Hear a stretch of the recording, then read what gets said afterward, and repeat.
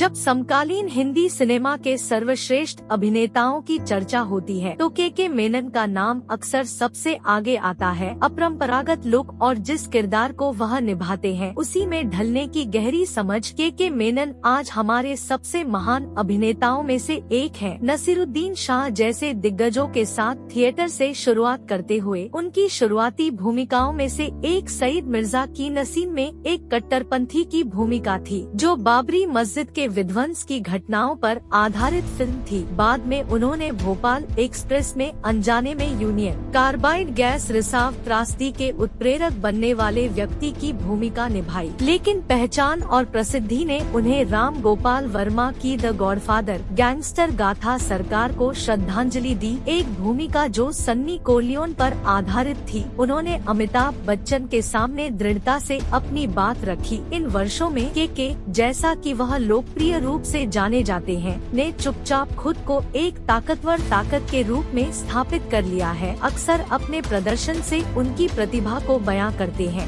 10 अंकुर Arora murder case. 8 साल के एक लड़के की सर्जरी के दौरान मौत हो जाती है। उनके माता पिता को उनकी मौत में गड़बड़ी का संदेह है और कथित रूप से असफल सर्जरी की जांच की मांग की गई है, जिसका नेतृत्व विशेषज्ञ और प्रतिष्ठित चिकित्सक डॉक्टर वी अस्थाना ने किया था। जैसे जैसे जांच आगे बढ़ती है, डॉक्टर अस्थाना का एक अलग पक्ष सामने आने लगता है। एक कड़ी मेडिको लीगल थ्रिलर अंकुर अरोड़ा मर्डर केस चिकित्सा पेशे में व्याप्त कदाचार पर प्रकाश डालने का प्रयास करती है। के ने डॉक्टर अस्थाना का किरदार निभाया है, जो डॉक्टर के भेष में एक पागल व्यक्ति है। उस दृश्य को देखें जहां वह खुद की तुलना भगवान से करता है। 9 मुंबई मेरी जान। जब मुंबई शहर में एक लोकल ट्रेन में बम विस्फोट होता है तो जीवन हमेशा की तरह अधिकतम शहर के लिए स्थिर नहीं रहता है, लेकिन कुछ व्यक्तियों के लिए यह मुश्किल हो जाता है क्योंकि वे स्थिति से समझौता करने में असफल हो जाते हैं। के ने सुरेश नाम के एक बेरोजगार व्यक्ति की भूमिका निभाई है, जो एक झटके से विस्फोट से बच जाता है, लेकिन यह विस्फोट उन्हें मुस्लिम समुदाय को एक अलग नजरिए से देखने पर मजबूर कर देता है। वह एक कट्टरपंथी बन जाता है जो बम धमाकों के लिए मुसलमानों को जिम्मेदार ठहराता है। एक सेवानिवृत्त होने वाले पुलिसकर्मी से आकस्मिक मुठभेड़ से उसका विश्वास बदल जाता है। मुस्लिमों से नफरत करने वाले व्यक्ति के रूप में के ने शानदार काम किया है। 8 ब्लैक फ्राइडे। अनुराग कश्यप द्वारा निर्देशित ब्लैक फ्राइडे 12 मार्च 1993 को हुए कुख्यात बॉम्बे बम विस्फोटों के पीछे की साजिश के बारे में बात करती है। जांच का नेतृत्व तत्कालीन पुलिस आयुक्त राकेश मारिया कर रहे थे, जिन्होंने अपने साहस और दृढ़ संकल्प के माध्यम से मामले को सुलझाया। के ने राकेश मारिया का किरदार निभाया है और अपने कर्तव्य और मानवता के बीच फंसे एक व्यक्ति की पीड़ा को प्रभावी ढंग से प्रदर्शित किया है।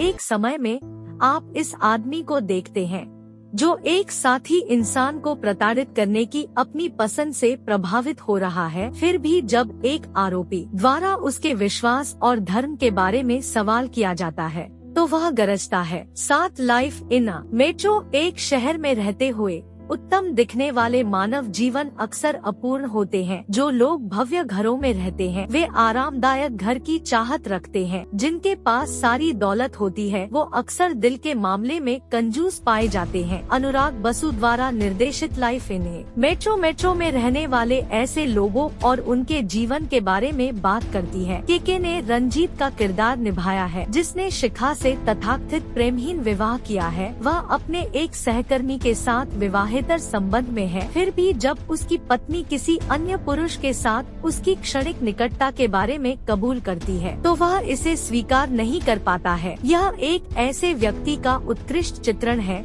जो स्वयं गलत है। 6 गुलाल एक ऐसे व्यक्ति की कहानी है जो सिस्टम के खिलाफ जाने को तैयार है। यह एक भाई और बहन की जोड़ी की कहानी भी है जो अपने नाम पर वैधता की मुहर लगाना चाहते हैं। यह एक ऐसे आदमी की कहानी भी है जो अपने आसपास की दुनिया को एक अलग नजरिए से देखता है। गुलाल शक्ति और संघर्ष की कहानी है। संघर्ष के भीतर प्रेम, विश्वासघात, अभिमान और बलिदान की कहानी छिपी है। के ने ड्यूकी बन्ना की भूमिका निभाई है, जो राजपूताना कबीले के लिए संघर्ष करने वाला व्यक्ति है। वह एक ऐसे व्यक्ति हैं जो मानते हैं कि शक्ति से कुछ भी संभव है। उनका मानना है कि एक देशभक्त को अपनी सरकार के खिलाफ अपने देश की रक्षा के लिए हमेशा तैयार रहना चाहिए। केके ने डुकी बन्ना का किरदार निभाने के लिए अपना ए गेम पेश किया है। 5 शौर्य फिल्म में फ्यू गुड मेन से प्रेरित निर्देशक समर खान की शौर्य एक कोर्ट रूम ड्रामा है, जिसमें एक सेना के जवान पर अपने साथी अधिकारी की हत्या का आरोप लगाया जाता है। केके ने एक सैन्य आदमी ब्रिगेडियर प्रताप की भूमिका निभाई, जो अपने तरीके से सही है। उनके लिए नागरिकों की दुनिया एक बेहतर जगह है, क्योंकि उनके जैसे सेना के जवान देश की रक्षा में अपनी रातें बिताते हैं।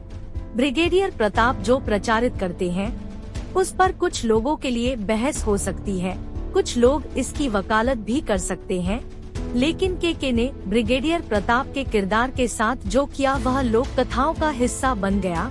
मूल के कर्नल जेसो रहस्यमय जैक निकोलसन द्वारा अभिनीत के ब्रिगेडियर की भूमिका निभाते हुए केके ही एकमात्र कारण है कि हर कोई इस फिल्म को याद रखता है। 4 हनीमून ट्रेवल्स प्राइवेट लिमिटेड।